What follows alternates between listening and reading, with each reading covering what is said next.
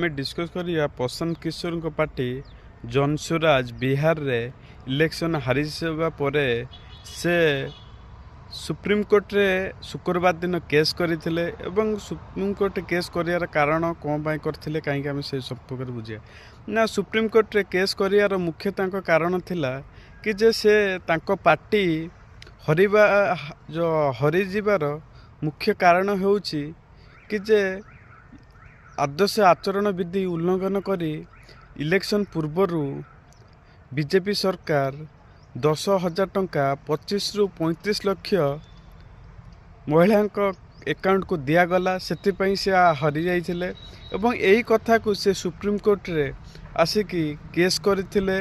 आदर्श आचरण उल्लंघन एक्ट 14, 21, 212 अनुसार से केस टी करथिले एवं सुप्रीम कोर्ट जज सीधा डायरेक्टली मना कर देथिले कहिथिले 241 टी आसन रु आपण केते भोट पाइचंती एवं केतोटा जितिचंती आपण जेतेबेले इलेक्शन हारी गले एवं लोकप्रियता पई आपण आसिकी सुप्रीम कोर्ट रे केस करूचंती एटा केते दूर सत्यता। आपण जदी केस हारी गले बा किछि केस रे अछि ताहले प्रथमे आपण पाटनार हाईकोर्ट रे केस करिया कथा। यह कोनोसी देशर कथा नुए, यह गोटे राज्यर के कथा। ताहा प्रथमे तुम हाईकोर्ट रे केस करो, हाईकोर्ट रे केस करिबा परे तापरे आसिक तुम सुप्रीम कोर्ट रे केस करो। ताटो आमे प्रथमे जानिबा जे प्रशांत किशोर प्रथमे राजनीति सलाहकार थिले। प्रथमे 2014 मसीहा रे से बीजेपी को जिताइथिले एवं ममता बनर्जी को टीएमसी ताको जितैथिले। ताको कहबा अनुसार जे प्रशांत किशोर जितैथिले किंतु लोकों को मान्यता लोकों को कथा अनुसार मोदी को लोकप्रियता थिला सेतिपई से जितिथिले एवं ममता बनर्जी भी लोकप्रियता थिला सेतिपई जितिथिले।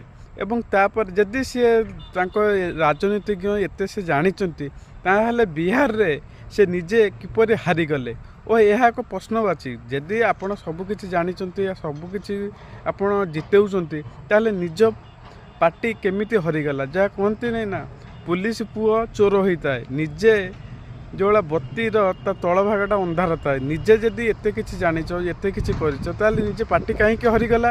यह एक चक्रांत एवं लोकप्रियता आनिबा पई प्रशांत किशोर जनसुराज पार्टी को फुल एमिति करुची एवं केस करिया द्वारा लोकों को आकृष्ट हेबो एवं जनसुराज पार्टी यह लोकप्रियता हेबो।